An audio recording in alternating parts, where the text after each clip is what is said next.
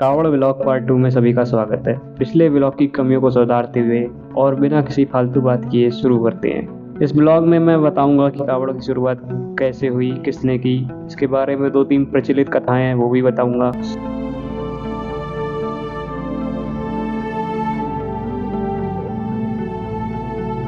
सबसे पहले मैं आपको बता दूं अपने रूट के बारे में। हमारा स्टार्टिंग पॉइंट बहेड़ी से किचा, रुद्रपुर, गदरपुर, सुल्तानपुर, काशीपुर, जसपुर, शेरपुर, नजीबाबाद और फिर जंगल के रास्ते हम सीधा हरिद्वार पहुंचेंगे। बहेड़ी से हरिद्वार की दूरी लगभग 300 किलोमीटर है, जो कि लौटते समय हमें पैदल चल के पूरी करनी पड़ेगी। कावड़ में जाने के कई नियम होते हैं, क्योंकि हर शहर हर जगह पर कुछ अलग अलग नियम होते हैं। जैसे कि किसी को आप नाम से नहीं बुला सकते, भोला बोलना होगा या भोले बोलना होगा। और नाम लेना जरूरी है तो उसके नाम के आगे आपको भोला लगाना पड़ेगा। जैसे कि अगर आपको अपने दोस्त अरविंद को बुलाना है तो आप अरविंद भोले बोलना पड़ेगा। ये एक बहुत मजेदार नियम है। आपको शुद्ध हिंदी में बात करनी होगी, किसी को आप गाली नहीं दे सकते, पर कोई मानता कहाँ है, क्योंकि प्यार से किसी को समझ में कहाँ आता है। आपको नमक को सोमरस बोलना पड़ेगा। अगर आपको देह शंका हुई है तो आपको नहाना पड़ेगा। और प्याज से कोई भी चीज आप नहीं खा सकते, यहाँ तक कि सब्जी में भी लहसुन प्याज नहीं पड़ा होना चाहिए। इत्यादि चीजों का आपको ध्यान रखना पड़ेगा। आपके यहाँ क्या क्या नियम है हमें कमेंट करके जरूर बताएं। रुद्रपुर पहुंचते ही हमें रात हो गई। जैसे भी थोड़ी बहुत जैसी भी जगह मिली मैं सो गया। सुबह जब मैं उठा तो पता चला हम नजीबाबाद पहुंच चुके हैं। अब सिर्फ जंगल का रास्ता बचा है। यहाँ पर आपको जानवरों से खतरा ना हो इसलिए ओवरब्रिज बनाया जा रहा है। इसके ऊपर से सभी इंसान आराम से निकल जाएं और नीचे से सारे जानवर आराम से निकल सकते हैं, घूम सकते हैं। वैसे तो इंसानों से जानवरों को खतरा है, ना कि इंसान को जानवर से। अब जब तक जंगल निकल रहा है तब तक मैं आपको पहली मान्यता के बारे में बताता हूँ। ऐसा कहा जाता है कि भगवान परशुराम ने कावड़ यात्रा की शुरुआत की। वे गढ़मुक्तेश्वर धाम से गंगा जल लेकर निकले और सीधे उत्तर प्रदेश के पुरा पहुंचकर भगवान शिव का अभिषेक किया। ऐसा कहा जाता है कि इसी परंपरा को निभाने के लिए सावन के महीने में शिव भक्त कावड़ यात्रा लेकर निकलते हैं और भगवान शिव का अभिषेक करते हैं। और वहीं दूसरी मान्यता के अनुसार सबसे पहले भगवान शिव के परम भक्त श्री राम ने माता जानकी और लक्ष्मण के साथ सुल्तानगंज से गंगा जल भरकर बैद्यनाथ धाम के शिवलिंग के ऊपर अभिषेक किया था। एक और कहानी है वो भी आपको बताना चाहूंगा। श्रवण कुमार के माता पिता की इच्छा थी वे हरिद्वार में गंगा स्नान करें, तो श्रवण कुमार ने अपने माता पिता को कावड़ में बिठाकर हरिद्वार में गंगा स्नान कराया। वापस जाते समय गंगा जल लेकर गए। यहीं से कावड़ यात्रा की शुरुआत मानी जाती है। जैसे ही हमें माता की बड़ी सी मूर्ति दिखाई दी तो हम समझ गए अब हरिद्वार ज्यादा दूर नहीं है। तभी आगे चलते ही बहुत सारा जाम लगा हुआ था, क्योंकि रास्ता ज्यादा चौड़ा नहीं था, गाड़ियां एक एक करके निकल रही थी। आगे चल के हमने पता किया कि इस बार हर की पौड़ी तक कोई भी कावड़िया की सवारी नहीं जाएगी, ऐसा प्रशासन का आदेश है। और हमें दूसरा रास्ता पकड़ना पड़ा। रास्ता बहुत बढ़िया था, रोड बहुत बढ़िया था और नज़ारे भी बहुत बढ़िया थे। सीधे हाथ पर पहाड़ की चोटी पर देखने पर हमें चंडी देवी का मंदिर साफ साफ दिखाई दे रहा था, जो माता के 52 पीठों में से एक है। अच्छी जगह मिलने पर हमने अपने जत्थे को रोका। उसके बाद हम चाय पीने गए, क्योंकि चाय के बिना दिन की शुरुआत नहीं होती। और चाय पीने के बाद थोड़ा आराम किया। 1-2 घंटे बाद घूमने निकले और चंडी घाट पर पहुंचे। मौसम बहुत बढ़िया था, ठंडी ठंडी हवा चल रही थी।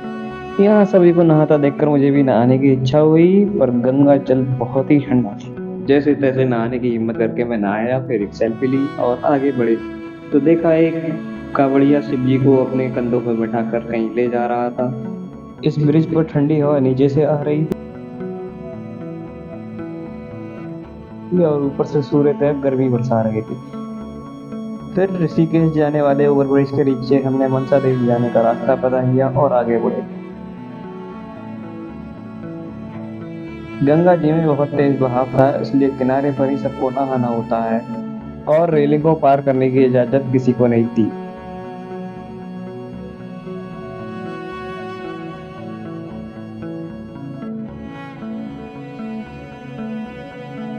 हमें उस किनारे पर जाना था। पुल को पार कर कर हम उस किनारे पर पहुंचे।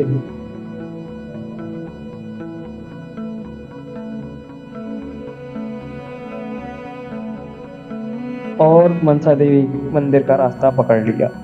रास्ते में मार्केट पड़ी, क्योंकि हम पैदल रास्ते पर जा रहे थे। इस मार्केट में सब कुछ मिलता है, जैसे कि शंख, रुद्र, इत्यादि बहुत सी चीजें।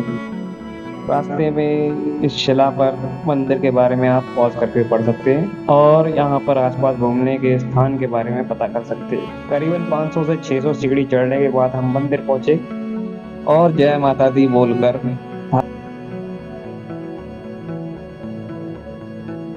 हम आगे मंदिर की लाइन में भीड़ में लग गए। थोड़ी देर बाद माता के स्थान पर पहुंचे और माता का दर्शन किया। आपको बता दें ये मनसा देवी मंदिर भी माता के 52 शक्तिपीठों में से आता है। यहाँ पर फोटो खींचना मना था तो मैंने वीडियो बना ली।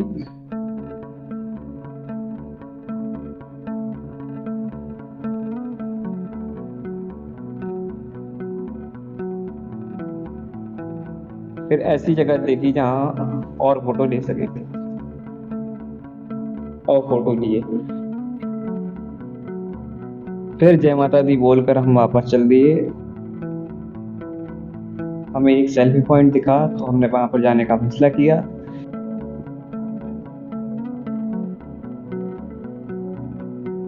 वहां पर जो व्यू मिला उसे थोड़ा रिकॉर्ड किया, फिर सेल्फी ली और फोटो खींचे।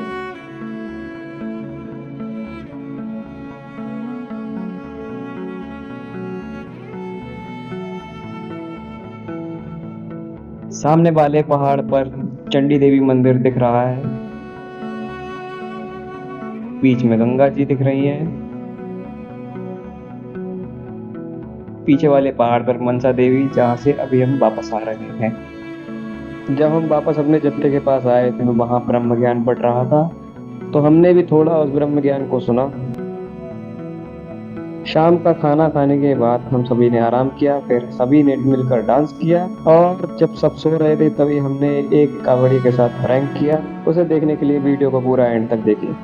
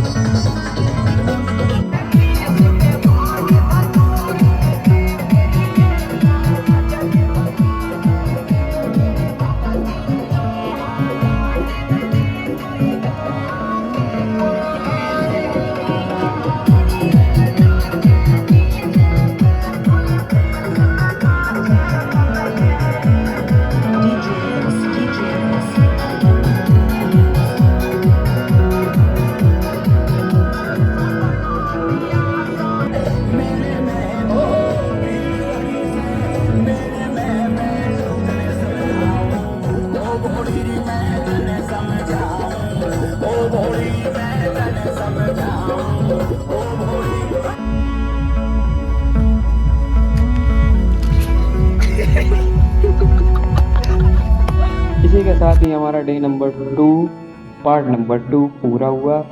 पार्ट नंबर 3 देखने के लिए इंतज़ार करें, जल्दी आपको वीडियो पूरी मिलेगी। धन्यवाद।